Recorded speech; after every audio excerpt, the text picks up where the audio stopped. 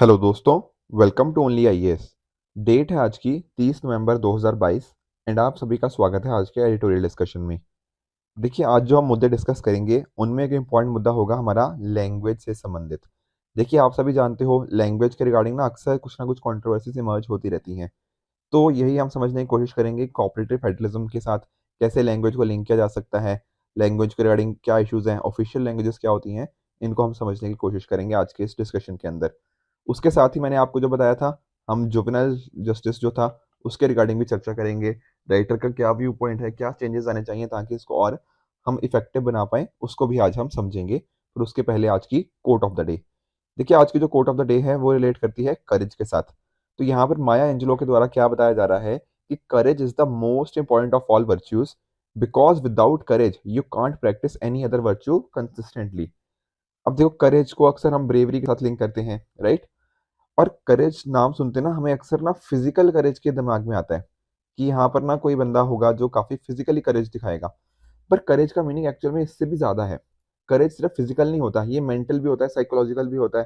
जैसे for example, अगर आपको पता है कि हाँ, एक्चुअल करेक्ट वे ये है या फिर कोई करेक्ट एक्शन करना ये है, तो अगर आपके अंदर एक प्रॉपर कन्विक्शन है इसके रिगार्डिंग, ठीक है ना, हो सकता है एक रास्ता हो, वो आपको पता है कि सही रास्ता है, पर हो सकता है डिफिकल्ट रास्ता हो, पर तब भी आपके अंदर एक तरह की अगर मॉरल कन्विक्शन है, उसको बोल दिया जाता है क्या कि आप करेजियस हो।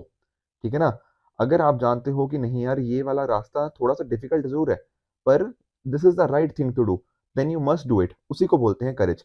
मैं आपको कुछ एग्जांपल्स देता हूँ। देखिए, आप जानते हो हमारे कंट्री ने इमरजेंसी विटनेस करी। अब इमरजेंसी के टाइम पे बहुत सारी जो फंडामेंटल राइट्स थे हमारे वो भी वायलेट हुए, बहुत सारी चीजें वहाँ पे मेजर इश्यूज आए। अब उस टाइम पे ना जो हमारी मीडिया थी, तो मीडिया का रोल क्या बनता था, मीडिया का रोल बनता था ना कि गवर्नमेंट ने जो अगर कुछ इनजस्टिस किया है लोगों के ऊपर तो उसको क्रिटिसाइज किया जाए। बिल्कुल। और यहाँ पर रोल आया, जैसे हमारे कुछ बहुत ही क्रेजियस जो हमारे मीडिया पर्सन थे, जैसे फॉर एग्जाम्पल रामनाथ गोयंका जी का आपने नाम सुना होगा। उन्होंने बहुत इंपॉर्टेंट रोल प्ले किया। ठीक है ना। उसी तरह से आप जानते हो, देखो, national highway authority of India NHAI के अंदर कुछ टाइम पहले करप्शन का केस आया था। और उसमें क्या था, जो आईईएस ऑफिसर थे सत्येंद्र दुबे जी, इन्होंने ना इंश्योर किया कि ये जो करप्शन का केस है, यहाँ पे जो करप्शन हो रही थी एनएचआई के अंदर, उसको एक्सपोज करें। अब इस एक्सपोज करने के अंदर ना इनकी अपनी जान भी चली गई थी, पर इन्होंने इंश्योर क्या किया कि जो चीज गलत है उसको गलत बोलें। ठीक है ना। जो सही डायरेक्शन थी, दैट इज कि इस करप्शन को एक्सपोज किया जाए, इसको बाहर लेकर आ जाए। जो मेरा और आपके जैसे टैक्स पेयर्स का पैसा है, वो गलत जगह मिसयूज ना हो, इसके लिए इसको बाहर लेकर आ जाए, इस चीज को इंश्योर किया जाए। तो यहाँ पर इन्होंने भी बहुत करेजियस दिखाया। उसी तरह से आप जानते हो, आपने कारगिल वॉर के बारे में सुना है, ठीक है ना। Captain Vikram Batra, right. सब जानते हैं कैप्टन विक्रम बत्रा की स्टोरी। वो क्यों जानते हैं? क्योंकि उन्होंने अपने वो चीज करी जो उनको लगा क्या था कि this is the correct thing to do. हो सकता था वो चीज डिफिकल्ट थी, पर नहीं, उनकी कन्विक्शन बहुत स्ट्रांग थी कि यही सबसे करेक्ट एक्शन है, राइट। उसी तरह से आप जानते हो, देखो थोड़ा पाकिस्तान से भी अगर आप एक एग्जांपल लेना चाहें, तो मलाला यूसुफजई जी का आपने एग्जांपल सुना होगा।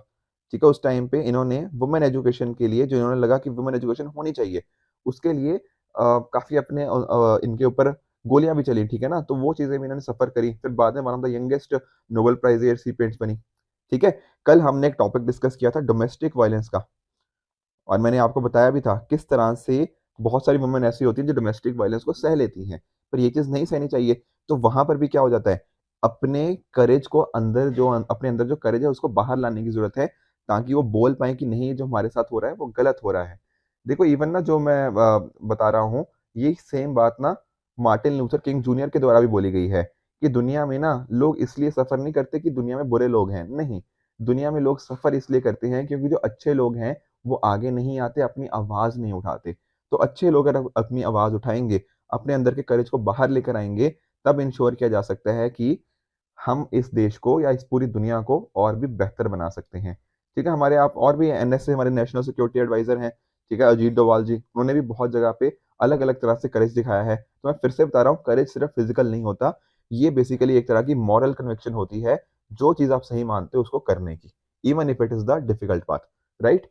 तो ये थी हमारी आज की कोट ऑफ द डे। अब चलते हैं हमारे पहले आर्टिकल की तरफ, जो क्या है, settling the language for cooperative federalism. और इसको आप जीएस पेपर 2 के इस पर्टिकुलर कंपोनेंट के साथ रिलेट कर सकते हो।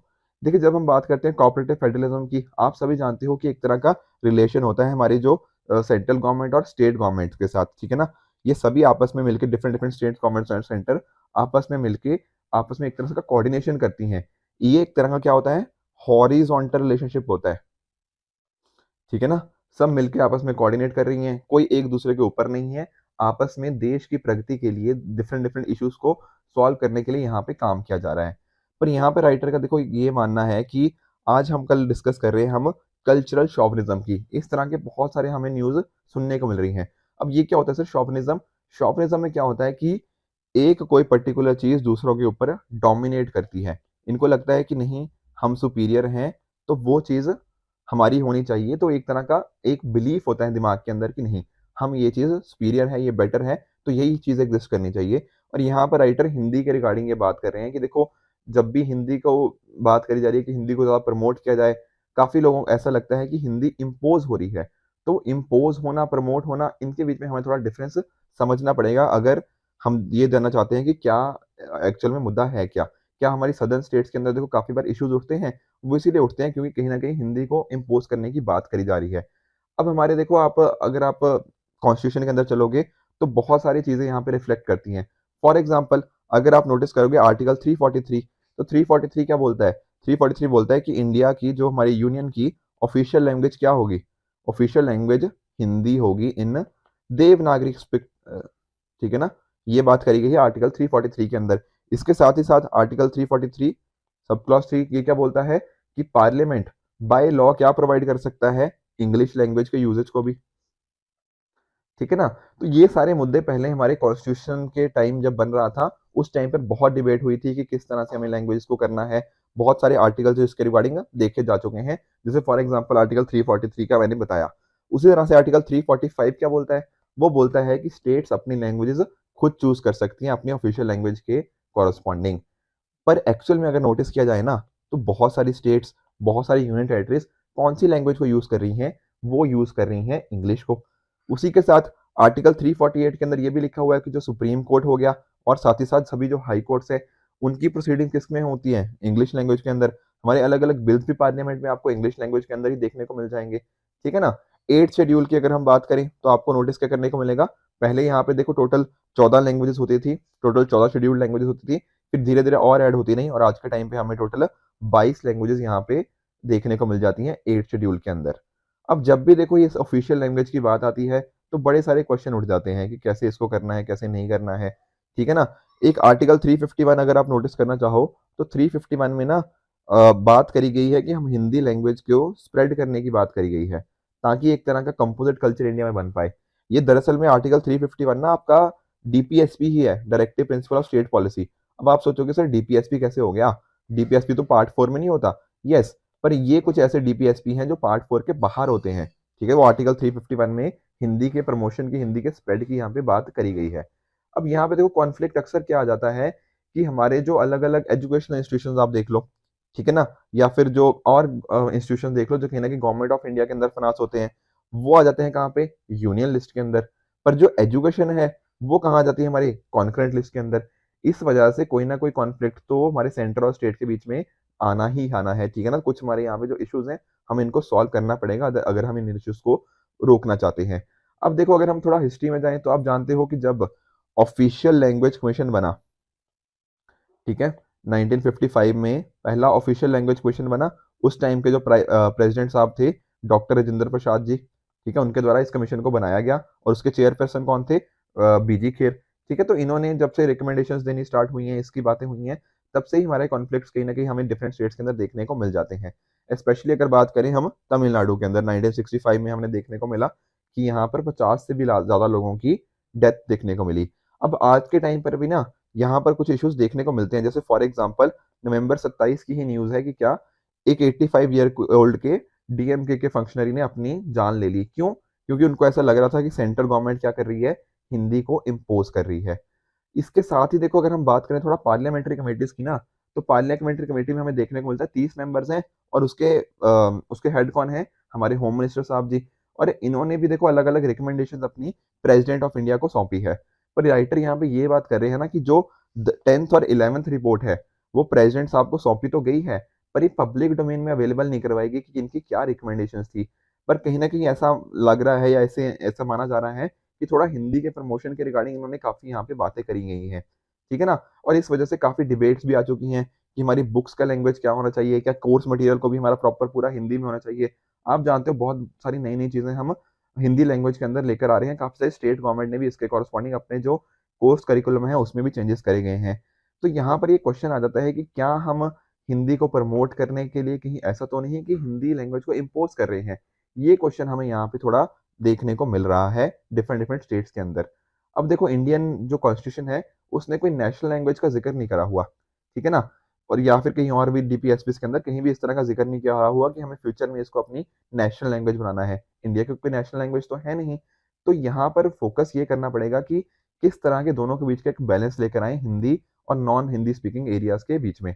इवन अगर आप देखो ना आर्टिकल 344 पास 3, यहाँ पर हमें देखने को मिलता है कि अगर कोई नॉन हिंदी स्पीकिंग एरियाज के कुछ कंसर्न्स होते हैं तो वो प्रेसिडेंट साहब के द्वारा कंसिडर किए जाएंगे। तो यहाँ पर ना एक तरह का चेक एंड बैलेंस है, ठीक है। यहाँ पर ना एक तरह की प्रोटेक्शन बताई जा रही है कि हाँ, अगर नॉन हिंदी स्पीकिंग एरियाज को कुछ दिक्कत आती है तो वो यहाँ पर प्रेसिडेंट साहब के द्वारा अपने इस चीज को एड्रेस करवा सकते हैं। ऊपर से देखो बहुत लेजिस्लेचर को भी पूरी पावर्स हैं कि वो अपने चूज कर पाए उनको कौन सी लैंग्वेज के अंदर करना है। तो एक तरह का ना अगर हमें ये जो सेंटर वर्सेस स्टेट की डिस्प्यूट हमें देखने को मिलती है, इसको अगर हमने फोकस करना है और पूरी कंट्री के अंदर एक तरह की पॉलिटिकल हार्मनी लेकर आनी है, तो कॉन्स्टिट्यूशन ने जिस तरह से उसको इनविसाज किया गया था कि हम किस तरह से हिंदी और नॉन हिंदी के बीच में एक तरह का बैलेंस लेके चलें, ठीक है ना। हिंदी को प्रमोट करना ठीक है, पर हिंदी इम्पोजिशन नहीं लगनी चाहिए। जो हमारे सभी स्टेट का कल्चर है उसको प्रॉपरली प्रोटेक्ट करना चाहिए। ऐसा नहीं होना चाहिए कि तमिलनाडु, केरला या किसी भी और स्टेट का वो कल्चर उसको हम हिंदी इम्पोज करने के चक्कर में या फिर हिंदी इम्पोज इतनी ज्यादा हो जाए कि उनका कल्चर गलत जगह चला जाए। तो ये दोनों को एक तरह का हमें बैलेंस बनाने की जरूरत है ताकि जो कॉन्स्टिट्यूशनल इथोस है, कॉन्स्टिट्यूशनल वैल्यूज हैं, उनको हम अच्छे से प्रोटेक्ट कर पाए, ठीक है। तभी हम एक तरह से प्रॉपर एक कोऑपरेटिव फेडरलिज्म की अच्छे से बात कर पाएंगे। आई बात समझ में? तो ये था हमारा पहला एडिटोरियल। चलते हैं हमारे नेक्स्ट एडिटोरियल की तरफ, जो क्या है जुवेनाइल जस्टिस लॉ, और इसको आप जनरल स्टडीज पेपर 2 के इस पर्टिकुलर कंपोनेंट के साथ रिलेट कर सकते हो। देखो थोड़ा सा मैं अगर आपको ना पहले हिस्ट्री थोड़ा समझा देता हूँ। हमारे यहाँ पे ना एक जुवेनाइल डेलिक्वेंसी लॉ था 2000 का। अब देखो समझने की कोशिश करना, जब हम बात करते हैं ना जुवेनाइल की तो जनरली हम एक चाइल्ड को ही रेफर कर रहे होते हैं, जैसे जिसकी एज 18 साल से कम हो। ऑल्दो अब इसके अंदर डिफरेंट डिफरेंट प्रोविजन आ गई हैं, मैं वो भी आपको समझा दूंगा, पर समझने की कोशिश करना। जो 18 साल से कम है उसको हम एक चाइल्ड की तरह ट्रीट कर रहे हैं, बिल्कुल। अब ये जो हम इसको चाइल्ड की तरह ट्रीट कर रहे हैं, हो सकता है कल को ये किसी ना किसी लॉ के कॉन्फ्लिक्ट में आ जाए। मतलब कुछ लॉ ब्रेक कर दिया, कुछ ना किसी तरह से किसी पर्टिकुलर इंसिडेंट के अंदर इन्वॉल्व हो गया, हो सकता है ड्रग्स बेचते हुए पकड़ा गया हो, कुछ इस तरह की चीजें। अब यहाँ पर इसको किस तरह से ट्रीट किया जाए? क्या इसको हम एज एन अडल्ट की तरह ट्रीट करें? मतलब मान लो एक 30 साल का बंदा है, वो ड्रग्स बेच रहा है। ऑन द अदर हैंड एक 16 साल का बंदा है, बच्चा है, वो ड्रग्स बेच रहा है। तो दोनों का ना तरीका अलग अलग होना चाहिए कि इसको कैसे ट्रीट किया जाए और इसको कैसे ट्रीट किया जाए। यहाँ पर हम फोकस करते हैं इसके रिफॉर्मेशन के ऊपर कि इसको रिफॉर्म करने का कुछ रिफॉर्म किया जाए, राइट। यहाँ पर इसके लिए सजा कुछ अलग तरह से होगी। तो इसी वजह से ना इंडिया के अंदर अलग अलग जुवेनाइल लॉज यहाँ पे एग्जिस्ट करते हैं कि ताकि इनको प्रोटेक्शन करी जाए, एक तरह से इनको रिफॉर्मेशन की तरफ बढ़ाया जाए, ताकि अभी तो उसकी एज कम है। तो अगर उसको रिफॉर्म किया जाए तो हो सकता है वो आने वाले टाइम के अंदर एक अच्छा सिटीजन बन पाएगा, ठीक है। रिफॉर्म की पॉसिबिलिटी बच्चों की ज्यादा होती है। तो इस वजह से इस तरह के एक्ट इंडिया में एग्जिस्ट करते थे। पर फिर देखो आप सभी जानते हो कि हमारी कंट्री ने एक बहुत ही खराब रेप केस एक विटनेस किया, जहां पर क्या हुआ था 2012 के अंदर क्या हुआ, निर्भया गैंगरेप, ठीक है ना। बहुत ही एक खराब मोमेंट था हमारी पूरी कंट्री के लिए। यहाँ पर देखिए कि एक चीज क्या हुई, यहाँ पर जितने पर्सन इन्वॉल्व थे इसके अंदर, उसके अंदर एक जो इंडिविजुअल था उसकी एज 18 साल से कम थी, मतलब 17 ईयर्स एंड कुछ मंथ्स थी। अब यहाँ पर ना पूरी देश के अंदर बहुत ह्यू एंड क्राई हो गया। रीजन ऑब्वियस था, क्योंकि देखिए अगर आपकी एज भले ही 18 से कम हो सकती है, 17.5 साल हो सकती है, पर इसका मतलब ये अगर आप इस तरह के इंसिडेंट के अंदर इन्वॉल्व हो, वो क्लियरली शो करता है कि नहीं, आपको ना एज जो बच्चों के लिए हम प्रोटेक्शन दे रहे हैं वो आपको नहीं मिलनी चाहिए। पर इंडिया में तो ऐसा लॉ नहीं था। तो यहाँ पर क्या किया हमने, जुवेनाइल जस्टिस एक्ट 2015 लेकर आए, ठीक है ना। अब उसके अंदर क्या हुआ, हमने क्या कोशिश करी कि जो 16 से 18 16 टू 18 एज ग्रुप वाले लोग हैं ना, जो बच्चे हैं बेसिकली, उनको हम एज एन अडल्ट की तरह ट्रीट करें, ठीक है ना, जब कोई हीनियस क्राइम हो जाता है। अब सर ये हीनियस क्राइम होता है, देखो हीनियस क्राइम के लिए भी ना अलग अलग हमारे पास अमेंडमेंट्स आई हैं। मैं एक्चुअल में ना आपको 2021 की अमेंडमेंट, जो लेटेस्ट अमेंडमेंट है, उसके हिसाब से बताता हूँ। यहाँ पर हमने दो चीजों को कैटेगराइज किया। एक हो गया हमारे पास हीनियस क्राइम्स। हीनियस क्राइम्स वो होते हैं जिनके लिए कम से कम जो पनिशमेंट है वो 7 साल की हो, मिनिमम पनिशमेंट 7 साल से ज्यादा होनी चाहिए। जैसे फॉर एग्जाम्पल रेप हो गया, सेक्सुअल ऑफेंस हो गया, ठीक है ना, ये हीनियस क्राइम्स के अंदर आ जाते हैं। तो यहाँ पर जो मिनिमम पनिशमेंट है ना वो 7 साल से ऊपर की होती है। तो अगर कोई चिल्ड्रन भी हो, भले ही 16 से 18 साल का हो, अगर वो इस पर्टिकुलर चीज में, रेप सेक्सुअल ऑफेंसेस, इनमें इन्वॉल्व होता है, तो हम उसको कोशिश कर सकते हैं कि उसको एज एन एडल्ट की तरह उसको ट्राई किया जाए, उसके ऊपर जो कोर्ट में केस चले वो इस तरह से चले। ऑन द अदर हैंड एक हमने कैटेगराइज किया सीरियस क्राइम्स को। ठीक है, सीरियस क्राइम्स के अंदर भी 7 साल से कम मैक्सिमम पनिशमेंट वहां पे 7 साल की हो सकती है। जैसे मान लो आपके, मैंने बताया था ना कि ड्रग्स का पोजेशन हो, अल्कोहल का पोजेशन हो, या इनकी सेल करते हुए पकड़ा जाए, उसके कॉरस्पॉन्डिंग।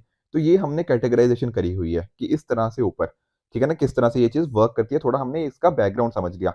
अब यहाँ पर ना राइटर थोड़ा बात कर रहे हैं कि क्या ये तरीका ठीक है जिस तरह से हम जुवेनाइल को कैटेगराइज कर रहे हैं, या फिर एक तरह की जो ब्लैंकेट इम्यूनिटी दे रखी है कि अगर कोई बच्चा है और अगर उसने, मतलब 16 साल से मान लीजिए वो कम है, तो अगर उसने कुछ गड़बड़ कर दी, तो एक तरह की जो हमने काफी ज्यादा उनको इम्यूनिटी दे रखी है, क्या ये ठीक है?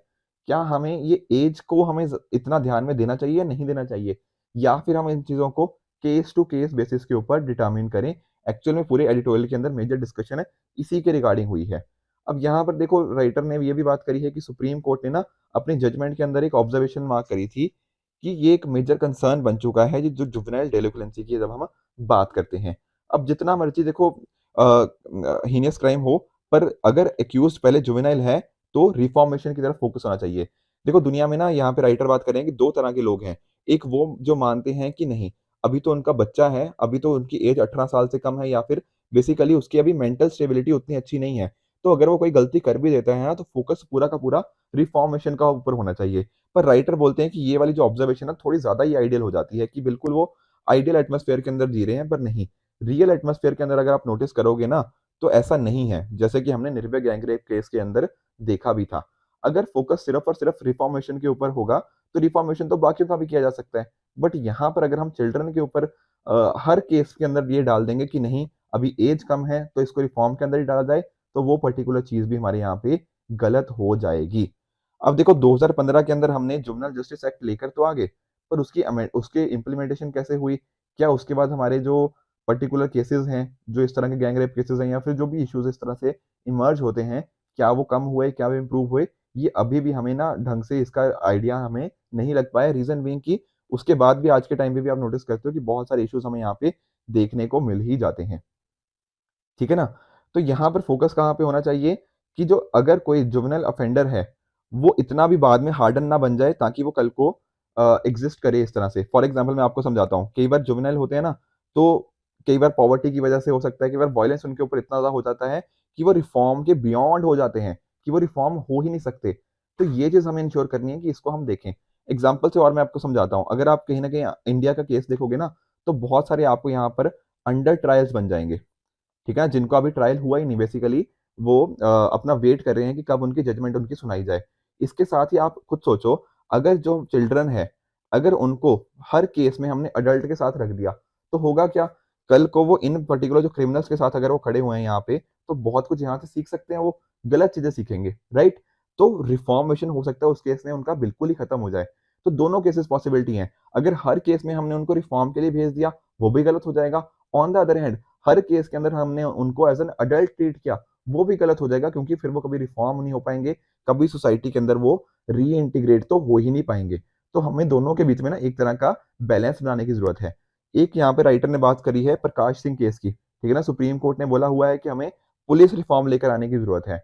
हमें अक्सर देखने को मिलता है जब कस्टोडियल वायलेंस की हमें सिचुएशन देखने को मिलती है, अब्यूज का हो गया, टॉर्चर हो गया, ये सारी चीजें हमें देखने को मिलती है। अभी देखो 2020 की बात है, जब तमिलनाडु में हमें कुछ केसेस देखने को मिले थे, जहां पर कस्टडी के अंदर कुछ लोगों को मार दिया गया था पुलिस के द्वारा, ठीक है ना। अब मार दिया गया था या जो भी था, ठीक है ना, उसको अभी एग्जैक्ट तो अभी हमारे पास नहीं है, बट कस्टोडियल वायलेंस के केसेस हमें डेफिनेटली देखने को मिले थे।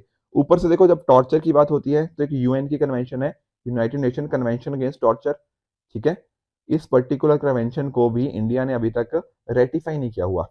तो ये पर्टिकुलर सिचुएशंस के अंदर अगर हम अपने जो हमारे जो जुवेनाइल्स हैं, ठीक है, अगर उनको हमने जेल में डाल दिया इस पर्टिकुलर चीज के लिए, तो वो भी हमारे इन पर्टिकुलर चिल्ड्रन के लिए गलत हो जाएगा, क्योंकि कहीं ना कहीं क्या होगा, एक तरह से वो रिफॉर्मेशन के बियॉन्ड हो जाएंगे। अब इसके साथ ही आप जानते हो, हमने 26 नवंबर वाले आर्टिकल के अंदर जुडिशियल पेंडेंसी का जिक्र किया था, ठीक है ना, कितने ज्यादा हम जुडिशियल पेंडेंसी है, कितने ज्यादा, नियरली 2/3 से भी ज्यादा लोग अंडर ट्रायल हैं, ठीक है, 76% हो गया। तो जब इतने सारे हमारे ऑलरेडी यहाँ पे जेल्स के अंदर बैठे हुए हैं हमारे जो लोग हैं, जिनका अभी तक कन्विक्शन भी नहीं हुआ है, फाइनल वो फाइनल रिजल्ट भी नहीं आया है, तो उस केस में हमें इनको यहाँ पर नहीं बल्कि जो रिफॉर्म सेंटर्स हैं वहां पर भेजना चाहिए, ताकि इंश्योर किया जा पाए कि इनकी रिफॉर्मेशन हो पाए, ठीक है ना। तो ये यहाँ पे बात करी गई है, पर राइटर का पॉइंट इन दी एंड फिर से वही आता है कि ब्लैंकेट इम्यूनिटी के ऊपर उनका क्वेश्चन मार्क उठ जाता है कि ब्लैंकेट इम्यूनिटी तो डेफिनेटली नहीं होनी चाहिए, जैसा कि सुप्रीम कोर्ट ने उस टाइम 2012 के दिल्ली गैंगरेप केस के अंदर पे बोला भी था, ठीक है ना। यहाँ पे जो राइटर है ना, दरअसल में वो इस पर्टिकुलर केस की लीगली वही चीज देख रही थी, क्योंकि लॉयर इस केस में अंदर वही थी। तो इनका थोड़ा स्टैंस अगर आप नोटिस करना चाहोगे ना, तो थोड़ा स्टैंस इनका उस तरफ जाता है कि यहाँ पर हमें ब्लैंकेट बैन नहीं होना चाहिए, हर केस टू केस बेसिस पे हमें इस चीज को देखने की जरूरत है। इसके अलावा देखो, राइटर ये भी बात कर रहे हैं कि जो हमारे फंक्शंस हैं, एग्जीक्यूटिव का अलग फंक्शन है, लेजिस्लेचर का अलग फंक्शन है, जुडिशरी का अलग फंक्शन है। ऑल्दो हमारे यहाँ पे एक स्ट्रिक्ट सेपरेशन ऑफ पावर तो हम अडॉप्ट नहीं करते, पर फिर भी हमारा कॉन्स्टिट्यूशन इतना जरूर बोलता है कि सेपरेशन ऑफ पावर स्ट्रिक्टली नहीं है, बट एक प्रॉपर चेक्स एंड बैलेंस का मैकेनिज्म जरूर है। तो यहाँ पर भी ना, जब पर्टिकुलर एक केस के अंदर जब पर्टिकुलर एक जुवेनाइल आता है, तो वहां पर क्या कर सकती है जुडिशरी, यहाँ पर ये चीज देख सकती है कि क्या वो पर्टिकुलर पर्सन वो मेच्योर है या नहीं मेच्योर है, ठीक है ना। तो ये पर्टिकुलर चीज ना जुडिशरी के फंक्शन के अंदर होनी चाहिए कि पार्लियामेंट इसके रिगार्डिंग लॉ नहीं बना सकता कि वो जुडिशियल फंक्शन जो है कोर्ट्स का, उसके बाहर जा पाए। जैसे for example Indian penal code हो गया, ठीक है, कोड ऑफ सिविल प्रोसीजर, इन सभी चीजों के अंदर कोर्ट के हमने फंक्शन बताए हुए हैं कि कोर्ट ये चीजें चेक कर सकता है, तो प्रॉपरली क्या वो जो पर्टिकुलर पर्सन है वो मैच्योर है या नहीं है, ये चीज हमें देखनी चाहिए, ना कि हम उसके एज के बेसिस के ऊपर जाएं। हो सकता है कोई पर्टिकुलर पर्सन कम एज के अंदर ज्यादा मेच्योर हो, ठीक है ना, और जिस तरह के वो एक्ट कर रहा है वहां से हमें उसकी मेच्योरिटी का पता लगना चाहिए, ना कि सिर्फ और सिर्फ उसकी एज के कॉरस्पॉन्डिंग। तो राइटर ने यही बात बोली है कि एक्ट के अंदर हमने अमेंडमेंट्स तो बहुत बार कर दी है, उसको 16 साल के ऊपर भी ले आए हैं, पर तब भी हमारी जुडिशरी को और भी इसके रिगार्डिंग काम करने की जरूरत है, ताकि ये जो उनका प्रॉपर जुडिशियल फंक्शन है, whether to check a person is mature और नॉट, ये कैसे होना चाहिए, केस बाय केस असेसमेंट होना चाहिए बाय अ कॉम्पिटेंट कोर्ट। ये ऐसा नहीं होना चाहिए कि हम उसको एज के साथ ही प्रॉपरली लिंक कर पाए, ठीक है ना। तो इसी के बारे में रादर राइटर ने बात करी हुई है कि मेचोरिटी के रिगार्डिंग हम देखें तो उस हिसाब से हम तय कर सकते हैं कि कहाँ पर उनको भेजना है, क्या उनको रिफॉर्म के लिए भेजना है, रिफॉर्म रिहेबिलिटेशन के लिए भेजना है, या फिर उनको हमें क्रिमिनल कोर्ट के लिए भेजना है। अगर मेचोरिटी नहीं हुई तो हम क्या कर सकते हैं, उनको क्रिमिनल कोर्ट भेजने की कोई जरूरत नहीं है, उनको रिफॉर्म के लिए भेजें। But on the other hand, अगर एक प्रॉपर मेच्योरिटी आ चुकी है, जो चाइल्ड कॉन्फ्लिक्ट विद लॉ है, वहां पर वो सारी चीजें हमें यहाँ पर देखने की जरूरत है, ठीक है ना। तो यही यहाँ पे राइटर ने इसके रिगार्डिंग बात करी गई है कि तभी हम एक प्रॉपर बैलेंस बना पाएंगे, इंश्योर कर पाएंगे कि जो जुवेनाइल जस्टिस एक्ट का मुद्दा था, जिसके अंदर हम इंश्योर कर रहे हैं कि जुवेनाइल को प्रॉपर प्रोटेक्शन भी मिले, साथ ही साथ हम ये भी इंश्योर कर पाए कि मेच्योरिटी को केस बाय केस डिसाइड करें, वहीं पर एक प्रॉपर बैलेंस होता है। तो राइटर ने बात करी है कि अमेंडमेंट बहुत बार हुई है, 2015 में भी, 2021 में भी हमें अमेंडमेंट की, पर यहाँ पर जो अमेंडमेंट की जरूरत है वो ये है कि हम एज को यहाँ पर साइड करें, यहाँ पर चेक करें कि पर्सन ने जिस तरह का ऑफेंस किया हुआ है, क्या वो उसकी मेच्योरिटी को रिफ्लेक्ट करता है, एंड उसकी जो सजा हो फिर उस हिसाब से हो कि ये किस बोर्ड के आगे जाएगा, क्या वो जुवेनाइल बोर्ड के आगे जाएगा, या फिर जो कॉम्पिटेंट कोर्ट है वो इसको पर्टिकुलर केस को आगे फर्दर डिसाइड कर पाएंगे। यही एक प्रॉपर तरीका हो सकता है, जो भी इसके ऑब्जेक्टिव्स हमने यहाँ पर देखने की कोशिश करी। ठीक है फ्रेंड्स, तो ये थे आज के आर्टिकल। आई होप आपको दोनों के दोनों आर्टिकल अच्छे से समझ आए होंगे। इसी तरह से आप भी अपने एंड पे हार्डवर्क करते रहिए। Good bye and good luck.